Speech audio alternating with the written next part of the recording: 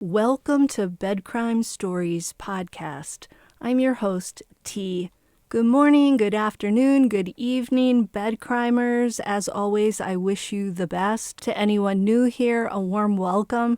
Thank you for checking out my channel. Let me just ask that after listening to or watching this video, if you learned something or enjoyed it, please do me a favor and smash that like button. Now, let's dig in. Last Friday's hearing in the Idaho 4 case saw defendant Bryan Kohberger, who's accused of taking the lives of the 4 students, Kaylee, Maddie, Ethan, and Xana, show up in a suit and tie. A whole new look for him. Gone was the orange prison garb, and in its place were a blue suit and coordinated tie. Because of interest in the case and the media and public scrutinizing Coburger's every move, every facial twitch, every lip movement, everything, I'm sure his defense team wants to start changing the narrative. Take the incarcerated person out of the prison wear, polish him up in a suit, and voila, maybe more people will see him in the light of his current state, which is presumed innocence.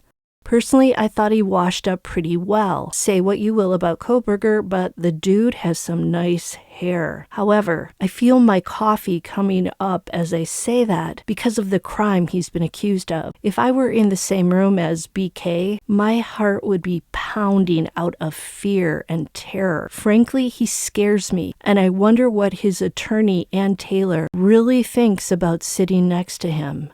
Having said all that, I will also say that Coburger looked tense to me. His facial muscles were moving, and his lips were moving in and out like a puffer fish. So I am guilty of scrutinizing his every movement. I'll just admit it. I also felt that he was very aware of the camera and was watching it out of the corner of his eye. Friday's hearing was to discuss whether the gag order should be amended or left in place, and whether or not to allow cameras in future court hearings and in the courtroom during Coburger's upcoming trial in October. The hearing drove home one thing. No one is happy with the media coverage of the case. A coalition of media outlets is frustrated with the gag order because it's pretty much cut them off from getting any new information to report on. Coburger and his defense team want the gag order to remain in place and to keep cameras out of the courtroom because they're worried that the enormous amount of coverage on the case has created a mob mentality where most people want to convict Coburger without giving him a fair trial, and then they want to push him out in front of a firing squad as soon as possible. The prosecutors are also gunning to keep the gag order in place and cameras out of the courtroom. They too express concern that additional coverage of the case will make it hard to conduct a fair trial. They want Coburger to get a fair trial, not so that he can be found not guilty, but rather so that if he is convicted, the verdict will not later be overturned on appeal. Even Latah County District Court Judge John Judge, who oversaw the hearing and will oversee the trial, is upset about TikTok, YouTube, and television coverage of the case. He said he wished for more explanatory and balanced coverage, like that he's seen in local media outlets. Judge said, quote, "That would be nice to see more of that than the sensationalizing that we are seeing in the national media," end quote. So pretty much the only people who want the gag order amended or lifted altogether are 1, the media, 2, the Gonsalves family and their attorney, Shannon Gray, and 3, a lot of us in the public who are simply fascinated by the case. I don't want to know everything if it's going to threaten Coburger getting a fair trial. Now, what was most fascinating to me about the latest hearing was that the least interesting object, if you will, in the courtroom was Bryan Kohberger. Once you saw him in the suit and the tie, once he sat down, he sort of faded into the space. Of course, part of the reason for that was that he was hard to see. Only his profile was visible, and he didn't speak at all during the hearing. The stars of the show were the presiding judge and the Gonsalves family attorney, Shannon Gray. Judge was gracious enough to apologize to the victims' families for mispronouncing Kaylee and Xana's names in the previous hearing. He explained that he had suffered a bout of food poisoning the night before, had not slept well, and thus was not in great form that day. He also admitted to suffering from nerves. All of this served to make the judge a very likable character. He displayed humility and kindness and was willing to admit fault in front of the camera. Judge also went on record to say that Coburger standing silent and not entering his own plea at the arraignment hearing was not unusual. He explained that standing silent was well within Coburger's rights, and it should not be viewed in any nefarious sense. As for the Gonsalves family attorney Shannon Gray, he came across as a fierce bulldog. He did not hold back when addressing the judge, and he unleashed a number of accusations against Latah County Magistrate Court Judge Megan Marshall, who put the original gag order in place on January 3rd, and the even stricter one that came later on January 13th. After Coburger was arrested, Marshall prohibited attorneys in the case, including those representing victims' families and witnesses, from speaking to the press. Gray felt that the gag order was amended to include the attorneys of victims' families because Judge Marshall was trying to silence him in particular, and the Gonsalves family, who were critical of the investigators prior to Coburger's arrest. Gray was arguing that neither he nor the Gonsalves family should be stifled from talking to the press because they're not expected to testify at trial. Gray told the judge that no one in the Gonsalves family has ever been interviewed by the investigators, and that if they were to testify, they could only share information as to their feelings about the crime's aftermath, that they had no evidence to share about the crime itself. Gray also said that he's never seen poor communication between a prosecutor and a victim's family than what he's witnessed with this prosecution team. Gray said, quote, "I've never seen a poor line of communication." Gray was criticizing prosecutor Bill Thompson for failing to communicate with the Gonsalves family. Gray made it seem like he feels that the prosecutor is punishing the Gonsalveses for criticizing law enforcement and their efforts in the beginning to track down the perpetrator. And although Gray didn't say it, it's also possible that the prosecutors are angry because through their attorney, the Gonsalves family and the Mogans have opened the door to suing the city of Moscow. So it sounds like there's an adversarial relationship between the prosecutors and the Gonsalves family and their attorney. This is unfortunate because you'd think the prosecutors would want to support the victims' families and to offer an open line of communication. But we know that the Gonsalves family has been the most vocal of all the families. They've done several interviews. It's possible the prosecutors are afraid that if they shared inside information with the family might go on television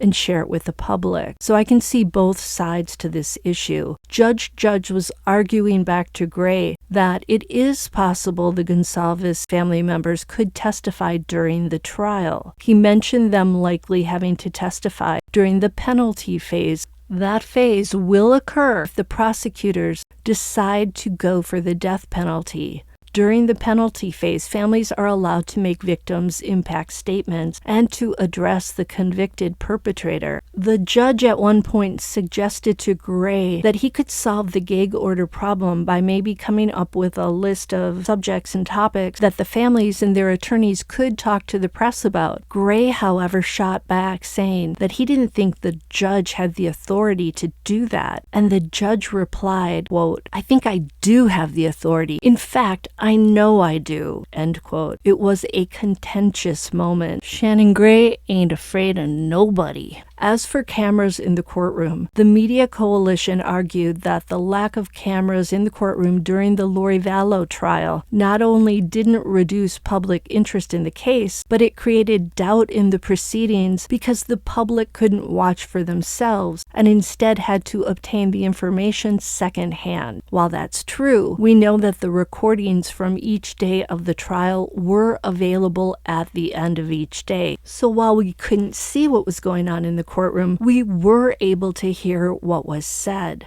The prosecutors who are against cameras in the courtroom outlined their concerns, saying that there are some sensitive witnesses who would likely be intimidated, harassed, or harmed by a live broadcast of the trial. I believe they might be talking about Bethany Funk and Dylan Mortensen, the two surviving roommates. The prosecution also expressed concerns about the jurors and witnesses possibly watching the courtroom proceedings during their off hours, which of course we know they are strictly forbidden from doing. The judge said that he's never excluded cameras from the courtroom before, and he remains open-minded about the issue. Ultimately, though, Judge declined to make any rulings on Friday. Instead, he said he would make a written ruling on the issues after reviewing the written briefs and considering all the arguments. So there was a ton of hype going into the hearing,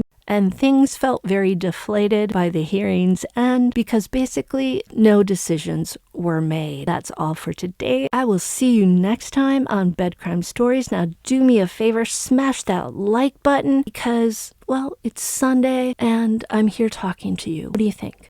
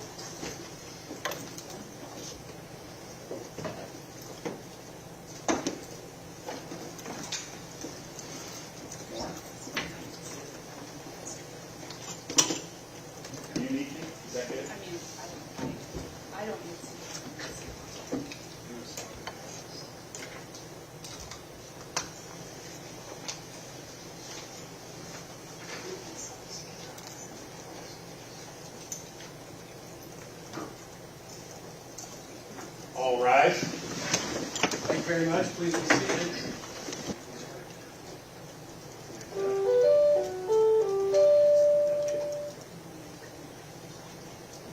Here.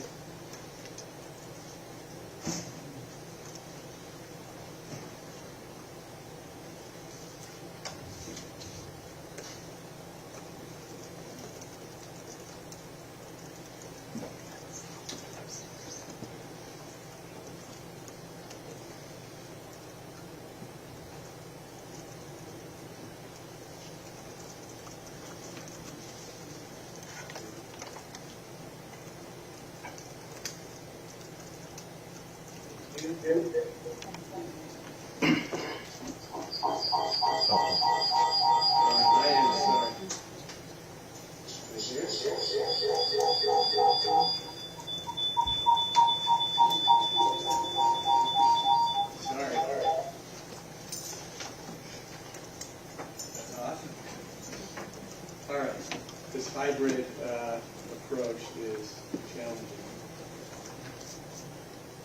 Okay, so let's get on the record, please. We are now on the record. This is State versus Bryan Kohberger, CR 29222805. We're here for a hearing on the Gonsalves family's motion to appeal, amend, and/or clarify amended dissemination order that was filed back on February 3rd, was delayed because the media sought some relief from the Idaho Supreme Court.